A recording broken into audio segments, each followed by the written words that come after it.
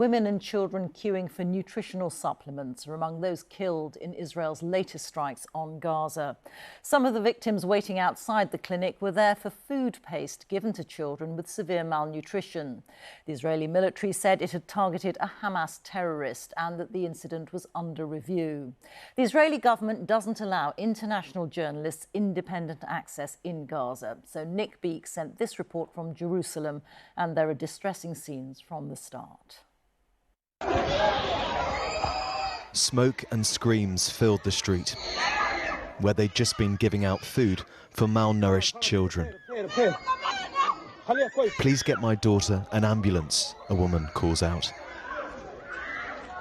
For many, it was too late for help. The moment of realization.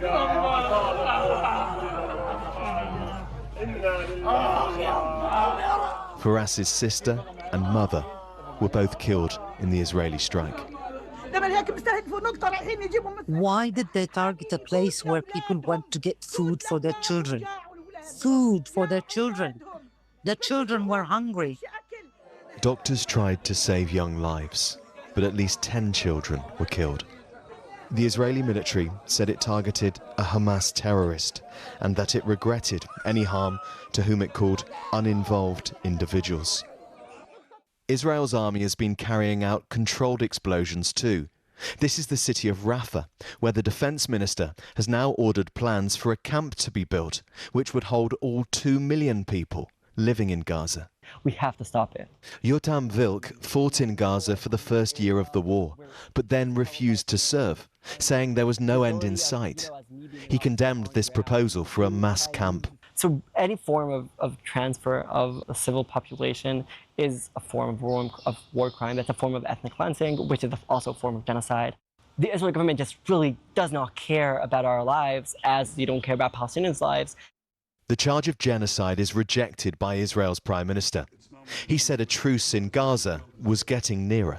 We are talking about a 60-day ceasefire in which half the live hostages and half of the deceased hostages would be returned to Israel by these Hamas monsters, you know. And yes, I think we're getting closer to a deal.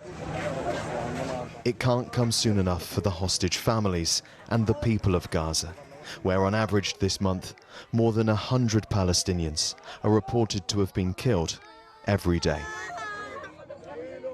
Nick Beek, BBC News, Jerusalem. Well, as Nick explained, Israeli Prime Minister Benjamin Netanyahu has been in Washington this week as President Trump pushes for a breakthrough for a truce in Gaza. But Mr. Netanyahu is leaving tonight without any major announcement. Tom Bateman is at the White House for us. Has anything been achieved, Tom? No, and I think there is a clear sense of frustration, Rita, emerging from the White House tonight as Mr. Netanyahu leaves after 4 days, but without Mr. Trump being able to announce the deal that he had wanted. His envoy to the region, Steve Witkoff, had said that he was going to fly to Doha, where there's indirect talks between Israel and Hamas have been going on, basically to finalise the last pieces of this puzzle. But it's not even clear that that trip is now happening, or if so, exactly when it will take place.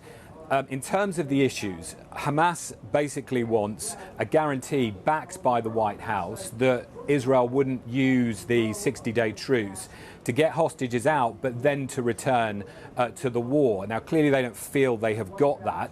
Mr. Netanyahu, I think under pressure from President Trump to try and advance things, has said that he's prepared for a permanent end to the war, but the condition is that he says Hamas must disarm and Gaza be demilitarized. Now, that may well be a condition that he knows the group will not agree to. And so the talks, I think, variously described tonight as at a stalemate, certainly stalled. And so you have Mr. Trump having said last week that he thought basically there would be a deal this week as we end these few days with Mr. Netanyahu leaving, and no signs of an imminent breakthrough.